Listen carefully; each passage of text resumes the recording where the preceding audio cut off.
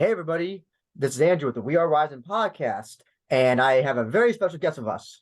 I have with us Royce Isaacs, who will be taking part in Bloodsport 9, Josh Barnett's Bloodsport 9, taking on Johnny Bloodsport. I'm about to say John Morrison, but no, he's Johnny Bloodsport this time, March 30th. You could find it. I think it's sold out now, if I remember correctly, right? So, yep, unless you can sneak in or you have tickets, you'll be watching on Fight TV Plus. So, that's what I'll be doing. But yeah, Royce, I really appreciate you taking your time to talk to us about your match coming up. Yeah, absolutely. I was excited to come on when you asked me, and yeah, I definitely recommend anyone who is either not in the Los Angeles area or didn't get their tickets yet. Definitely get that pay per view on Fight, because the blood sports always are, I think, pretty damn special. Like every event since I've been involved, I think starting at 4 and 5 have been like pretty stellar, pretty stellar lineups, and I feel like there's always some good sleeper matches that you're not expecting, as well as some like really like at the top of the card, some really heavy hitters. So I'm trying to remember. Was 4 and 5? Were those the ones that they had back to back on? I think it was like on a Saturday and a Sunday, I believe, or Friday and Saturday. I think it was. yeah, they were. Oh, I couldn't tell you the day of the week they were, but they were the ones that were during the pandemic, and they were like pre-taped and then released. Like they happened. I think, well, I want to say like on the same day. We just did them back to back basically, and then they were broken up because there was a ton of matches and whatnot. But yeah, everything since then has been live crowd, Yeah. and more separated out. Yeah, I like those two were the ones that were at the undisclosed locations. I believe it was. Yeah, undisclosed location, parts Parts unknown type unknown. I of think thing. parts unknown, as they would say in wrestling. Yeah. Um, but before we go into your match, one thing I want to ask about is that I think a lot of people don't know that you had a pretty prolific singles career before you joined with Jarrell Nelson and Team Filthy. And so yeah, what is it like going from being a singles wrestler to I don't want to say mainly tag team wrestler, but I guess mostly a tag team wrestler. Yeah, I mean, I definitely have put a higher emphasis on my tag team stuff. But I always really enjoy doing singles matches as well. I just had a singles match this last weekend back home in Denver, and yeah, I like both arts. I think they're obviously very similar, but there's parts that I enjoy about both of them. I really enjoy doing the 6 man tags as well with Tom and Jarrell. So I don't know, they're all a little bit different. But I like having different kind of challenges. Like I feel like I'd be bored if I wasn't also doing single stuff. And if I was only doing single stuff, that would be great, but that'd probably be really hard on my body.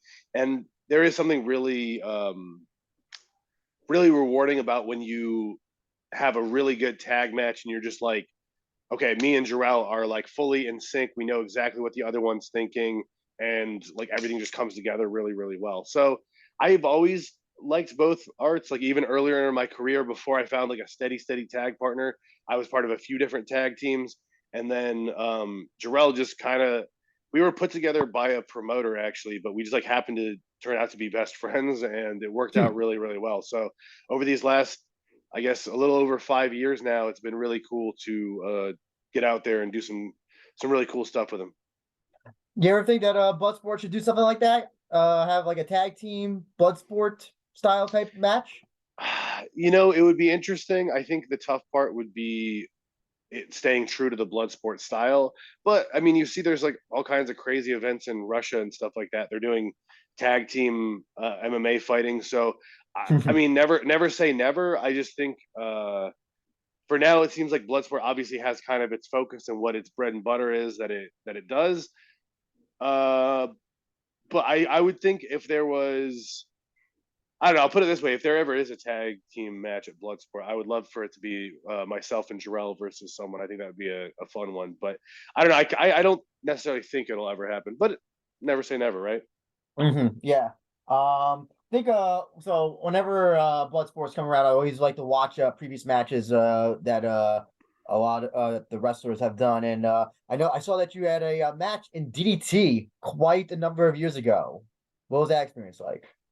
Yeah, DDT was great for me. I went there a few times back in 2016 and 2017. Spent quite a few months in Japan, and that was really nice. Like DDT is a really really good crew. It's it's a really fun environment because there's a lot of like crazy comedy stuff happening, but they also have some of the best wrestlers in the world. Like I would say hands down, and like they have a good history of producing really high level wrestling talent.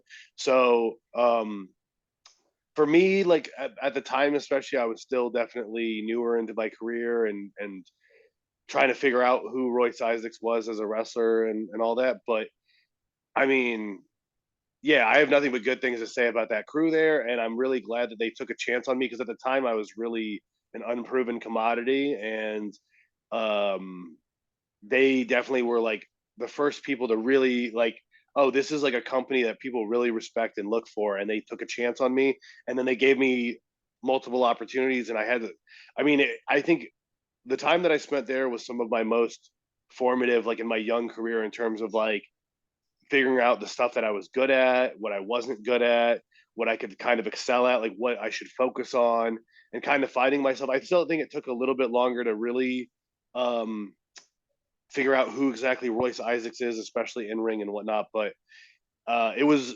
hugely impactful to my career, and I also just am a huge fan of Japanese culture. So getting that experience was really phenomenal for me.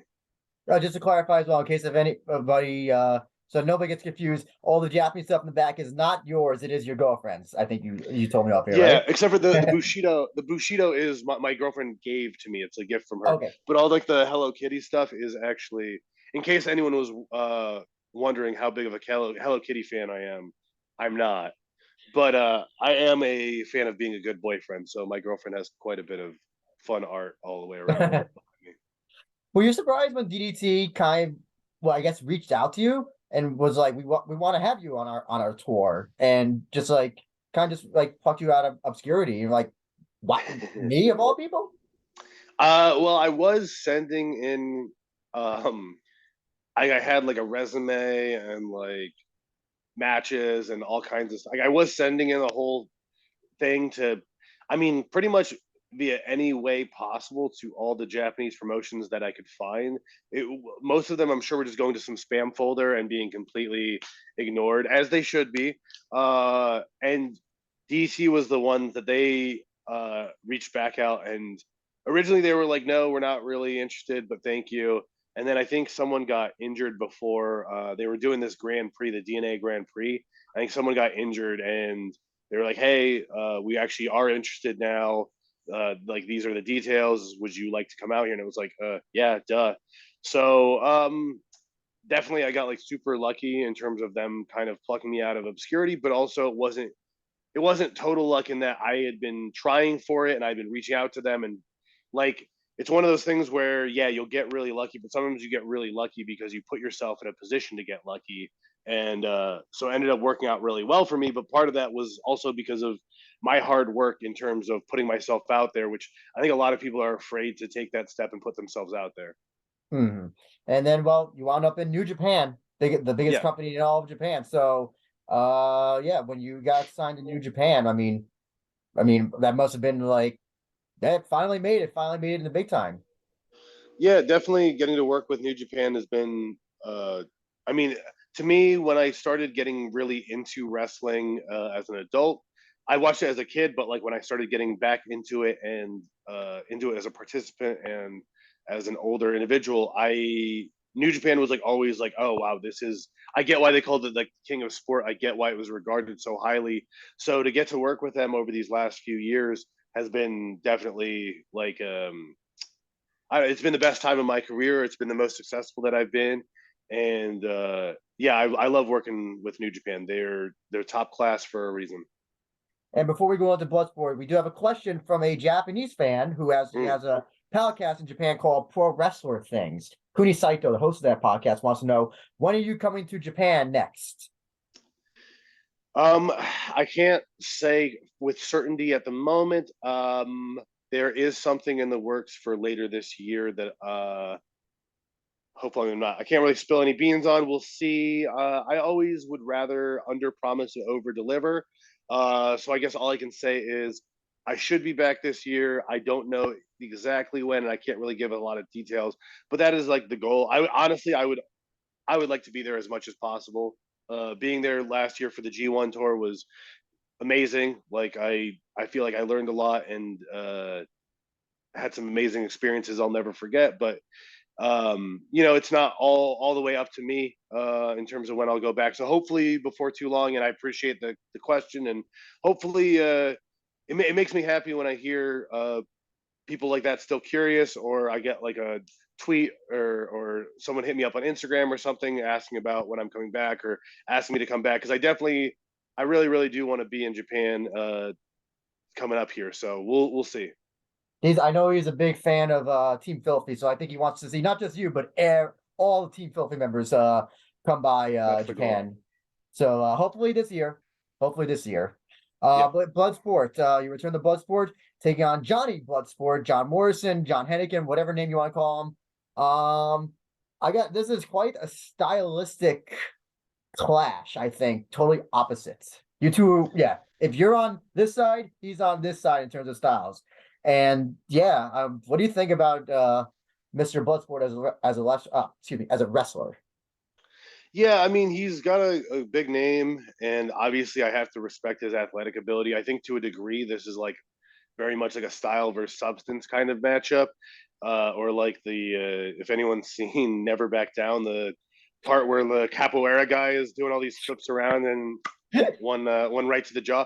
I think it's definitely like, I have a very specific like smash and dash kind of style, and he's doing a lot of like plyos and flips and parkour and stuff like that. And I mean, to his credit, he's had success in Bloodsport so far. Like, he's done well in Bloodsport. He's just gotten destroyed or something like that. But I do think you're going to see the difference in terms of like an effective style versus someone who's maybe just trying to do something for styles points. I think that's when I'm going to be able to really take advantage there, and that's when I'm really going to show I guess the gap in terms of ability, because I do think you can do all the flips you want, you can do all the athleticism you want, but if it doesn't get you closer to submitting or knocking me out, it's kind of just wasted movement and you're making yourself more tired. So I hope he comes with some cool tricks, and I hope he has something hot for me, because I do like the challenges, and I've always enjoyed fighting people who really bring it. Like, I really enjoyed my fights with Coughlin. I really enjoyed my fight with Tito. So I'm hungry for it too, and like I hope this isn't just like him flipping around a bunch and getting destroyed. I think he's gonna really bring something to the table. I just think I see weaknesses, I see openings, and I plan to exploit those. So. Do you think he might be? So this will be I believe his second time in Bloodsport. I know he won his first. Oh, yes, his first. He won his first match, but fuck, I can't remember who his opponent was. But we're going up against you. Do you think that he might realize that I can't be as flashy as maybe I was the first time? I have to be a little more. I don't want to say the term serious, but I guess I'll have to do that term. I have to be more serious going up against Royce Isaacs. Yeah, serious or reserved or whatever you want to call it. I do think to a degree he has to, but at the same time, if he comes out and he's not Johnny Bloodsport anymore, then he's also fighting my game. So I guess that's my interesting challenge to him, is it's like, how do you stay true to yourself, but also at the same time, you're going to have to he is going to have to rein it in a bit, I think. If he just thinks he's going to be doing handstands and flag poles and all this stuff while I just stand there, like, no, I'm going to kick you in the face. So he really better be prepared. He really better be on his A game, and he better be focused. And yes, I just looked it up. It was against Simon Gotch that he had the match with, and he beat him by TKO. That was actually the same Bloodsport where you beat Bad Dude Tito, says here. Yep. And so when it comes down, when that bell rings, where do you see your advantages are going to be against him? Is it going to be the striking? You think submissions? Where do you see your advantages against Johnny Bloodsport? I think he obviously has a speed advantage on me. Like I'm not delusional. However, I think when we go quick for quick, I do think it's a lot more manageable. As in, he can maintain his speed and be surprising and get me some places. But if we're talking about just explosiveness for explosiveness, if we're talking about shooting a double leg and whatever, I can absolutely match him. If we're talking about throwing an overhand, I can absolutely match him. If we're talking about um, power, I think I'm definitely going to have more power. His striking might be more refined. I guess I'm a little less familiar with it. It's definitely going to be flashier. I don't know if it's going to be uh, more effective, but I know in terms of like power, I think I can rock him. And I think in terms of he was a college wrestler as well, so I don't want to just say like, oh, I'm going to blast double him all day and take him down. But I do think in terms of effective grappling, I've been training for a bit in terms of I've been rolling at highest on MMA, so like I'm not worried. Whoever gets a takedown is fine. I'm sure once we get to the ground that I can reverse him. I can put him in precarious situations, and eventually I'll tire him out, take him to deep waters, and then whether it's a TKO or a submission, like I have absolute confidence that I can finish him in either facet. So I'm not super worried about how we get from point A to point B because if I cover all my bases in terms of I think we can get there. However, then it's just a matter of controlling, his explosive athletic actions and slowly getting to that conclusion of me beating him.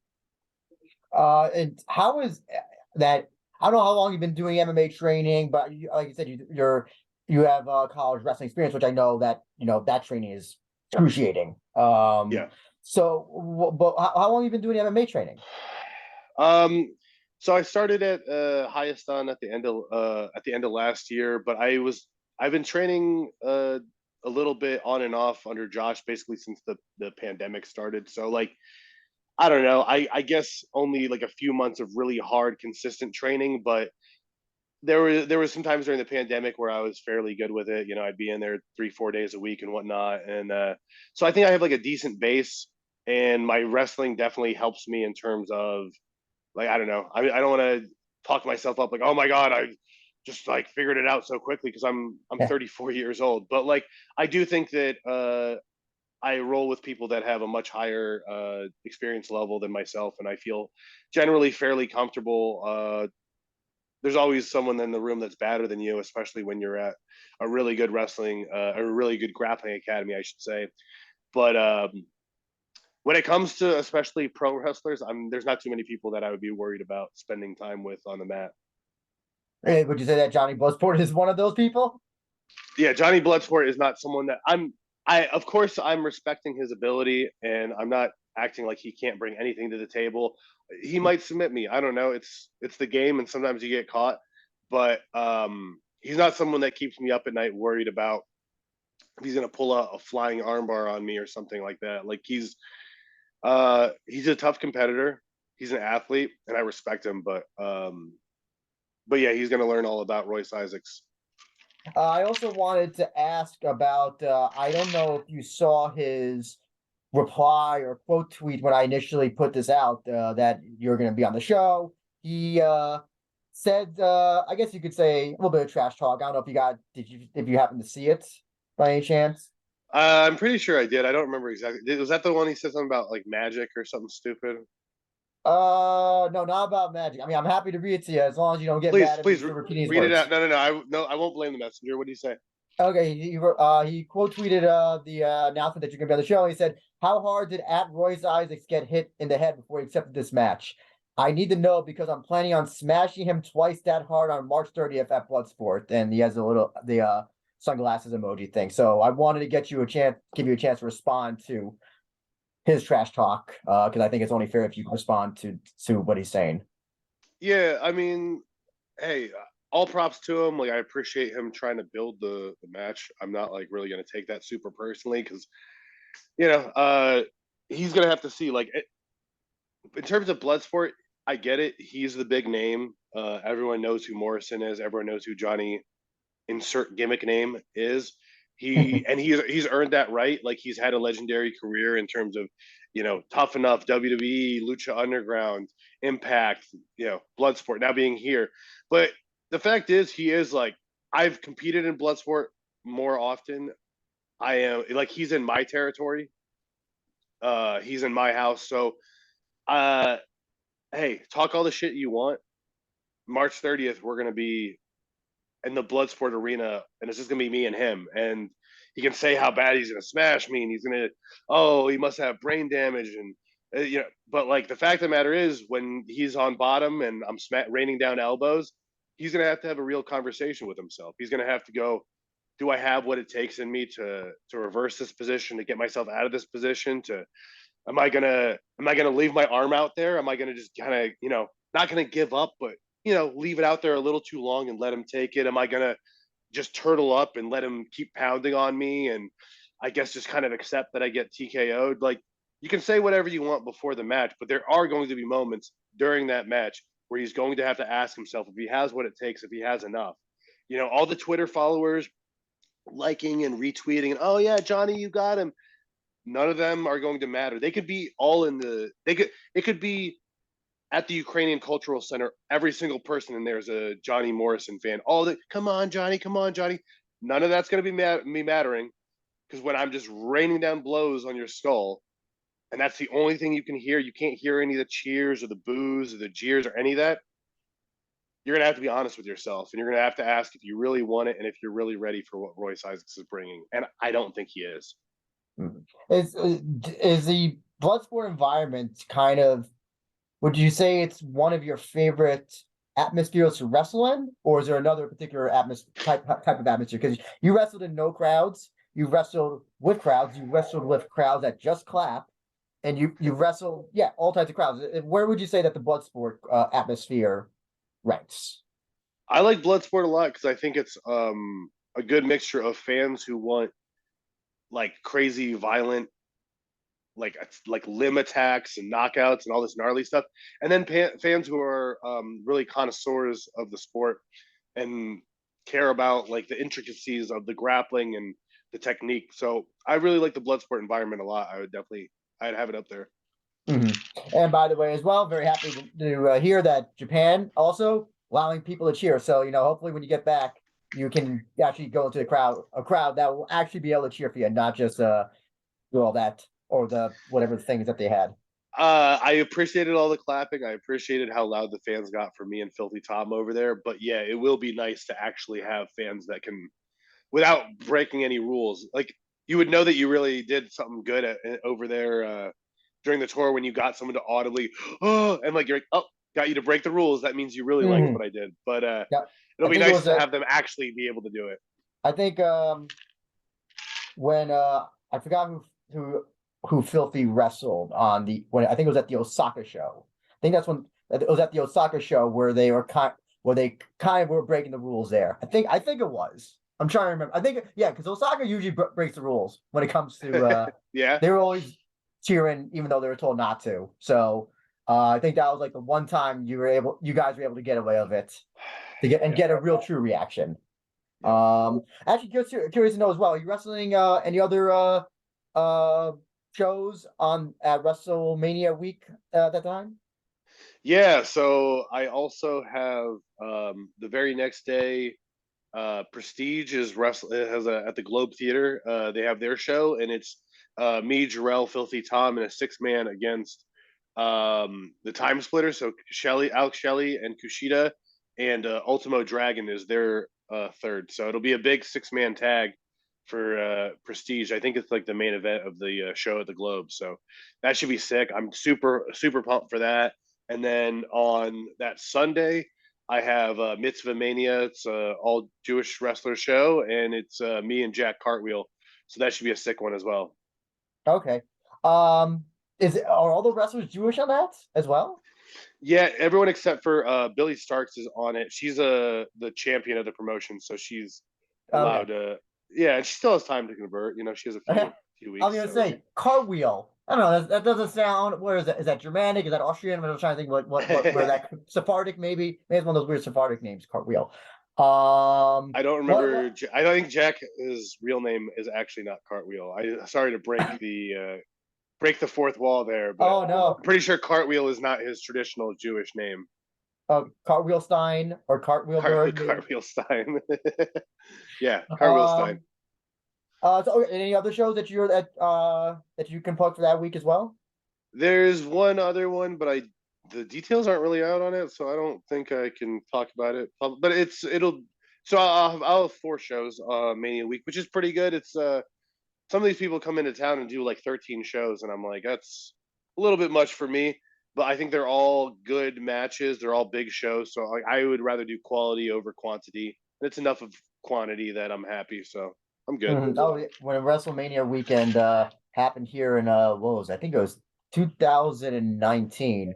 You know who? Okay, so when they would have wrestlers at you knew that they go to the other part of New Jersey or another part when they were at the beginning of the show because they'd be advertised for both shows. When one would be going on at like 2 o'clock and the other one's going at 5 o'clock, and then I think it was I'm trying to remember who it was who did that, but yeah, that was a very common occurrence where someone's at the beginning of a show and then they have to make it to the main event at another show. So yeah, I don't know how they do it. 13 shows in a 3-day, 4-day span. Good on them. Good on them. But the cool thing about Bloodsport is that it it's kind of like the opening curtain to WrestleMania weekend. It's always the earliest. I think it's the first. I think it's the first one for this one, or at least it traditionally has been.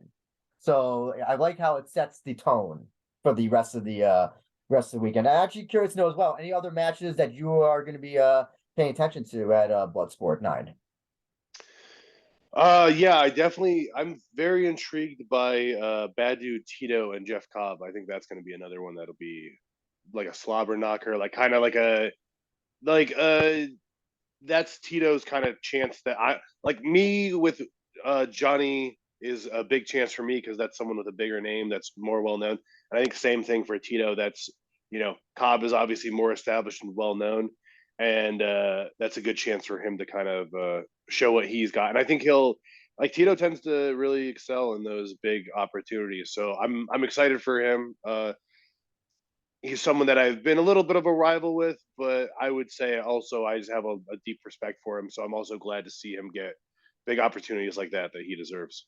No, when I first saw him, and then when he first started out as a pro wrestler, and then where he is now, it's like it's two different people almost. So Yeah. good on him, for where he's first started to like getting to where he is now. So all the props to Bad Dude Tito. Yeah. And yeah, before you go, I just want to give you an opportunity for anything that you want to plug, shows, sponsors, IG, Twitch, whatever you got. The floor is yours. Yeah, at Royce Isaacs on Instagram, the Mile High Samurai on Twitter, and Pro Wrestling Tees / Royce Isaacs if you want to check out a shirt. Other than that, yeah, just check out my shows if you want to come see me. I have stuff coming up for let's see. I guess most of it's in LA with the Mania week and whatever coming up. But this weekend I'm in Missouri, in St. Louis, Missouri. Yeah, St. Louis, Missouri. This weekend. The following weekend I'll be in Las Vegas, and then all the Mania stuff.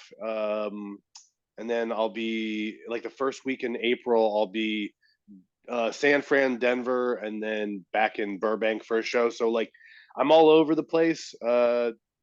Come follow me on social media and check out my shows if you're interested. And if not, then I don't know why you're still listening to this interview. Actually, question, Mile Yes. High Samurai, where does that come from? I think it's partly just because I've always been like super into Japanese culture and samurai culture, like ever since I was a kid, like kinds of media I was consuming, the kind of books I was reading. Musashi by IG Yoshikawa is like probably one of my favorite books of all time, if not my favorite book of all time. And so I've always kind of like respected and had love for that. And then just Mile High from the Mile High City, I from Denver originally, and so it kind of just came on like as a catchy nickname, and I really liked it, and so I've just been running with it ever since. Okay, I was wondering if New Japan, because New Japan gives all their wrestlers nicknames. I was wondering if they gave that to you, if you came up with it yourself. I already had that actually before New Japan, I want to say, but I could be wrong. I don't Oh, remember who came up with it. okay. Last thing is, if you have any last statement or comment you'd like to say about your opponent, Johnny Bloodsport, floor is yours, sir. Yeah, hey, Johnny, if you're listening, hey, buddy. I hope that he's not too distracted by all his like he's got his like celebrity boxing coming up. He's in Australia right now. Like, I hope you're focused on me because if you're not, if there's any that little bit of you that's just too distracted because you got so much else going on, I'm gonna put you to sleep, buddy. So I hope you bring your best because that's what I want. The best Johnny Bloodsport means the best Royce Isaacs will be there, which means the most fans will recognize this and it'll be the biggest showcase for me. So I hope you're really focused and I hope you're really ready because I for sure will be. And you can check out Johnny Bloodsport versus Royce Isaacs March 30th at the, well, again, sold out. So if you have tickets, enjoy it at the Ukrainian Cultural Center. But if you don't have tickets, like me, you can watch it on Fight TV Plus, and that'll be part of also. You could get it a part of that whole package, I think, right? The Yeah. GCW shows, I believe. So, yeah, Bloodsport's always a great show. I can't ever say there's ever been a bad Bloodsport. This one's gonna be no different. Yeah, I'm looking forward to your match, man. It's definitely gonna be an exciting one. And I think this is one of those matches where if you turn away, you're gonna miss the finish. So I definitely recommend that you put the phone down, or just whatever, put the Game Gear down. Not Game Gear, whatever's I don't know. Put the Game Gear down. If Yeah, you put the still Game have your Gear. Game Gear, put that shit down because I have holy no crap. idea how Wow. he does a Game Gear. Sega Game Wow. Gear, that's a hell. Hey, Sega Game Gear was really underrated. So I actually really appreciate that. Make sure you turn off the That's a great handheld. Jaguar or your the 3D What was the boy, Nokia whatever. one? What was the Nokia one that like made them go broke? Like the Yes, N-Gage, the the Nokia N-Gage. Put your yes. Nokia N-Gage down. I don't know why that came. I was trying to think of the Wii U, the whatever, the new one, the Wii U console. Put that down, and yeah, definitely check out this match because it's gonna be great. And yeah, again, Royce, best of luck, and hopefully get to see you in Japan this year. And I'm wishing the best of luck that between with you, Jorel, Team Filthy, and all that stuff. Appreciate you, brother. Appreciate it.